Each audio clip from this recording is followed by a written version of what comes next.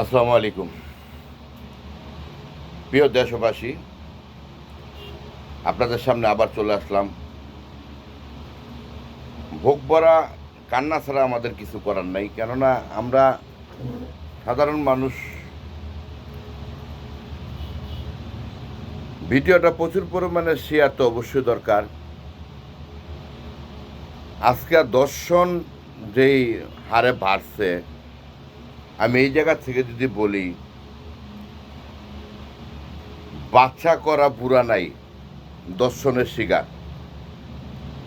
এখন আমগো বাড়িয়ায় আসতে হইলে কি করানো উচিত?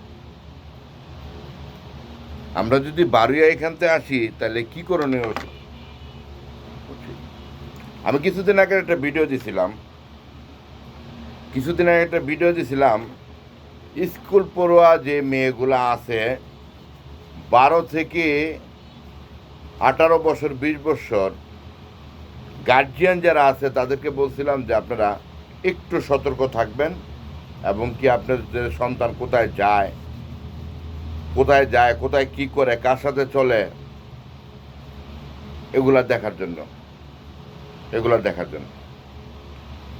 আর স্কুল পড়ুয়া ছেলেদেরকেও বলছি যে বাপ মার কথার অবাধ্য তোমরা হইবা না, নিজেকে একটু সতর্ক করো, আর গ্যাঞ্জামের থেকে দূরে থাকো, বন্ধু বান্ধবের আড্ডা থেকে দূরে থাকো। যে বন্ধু বান্ধব খারাপ হবে তার আশেপাশে যাইবে না। এবার চলে আসি দর্শনের বিচার কি হওয়া উচিত। আমার বাংলাদেশের মুসলমান কান্ট্রি হিসাবে আমি দর্শনের বিচার করব। সেটা হলো, যদি আলামত পাওয়া যায় সে দর্শনকারী, তাকে মৃত্যুদণ্ড দেওয়া হোক, এবং কি জনগণের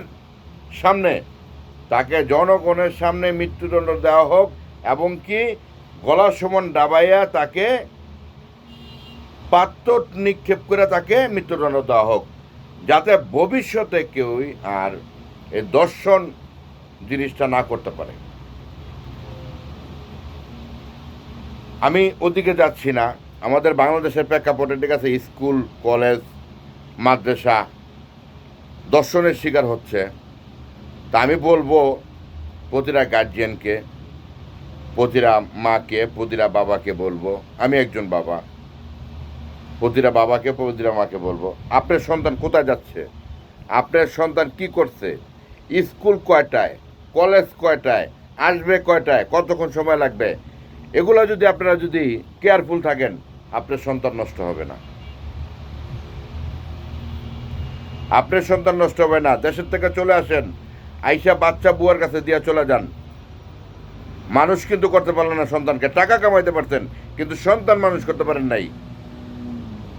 সন্তান মানুষ করতে হলে স্বামী স্ত্রী উভয়পক্ষে সন্তানকে ভালোবাসতে হবে,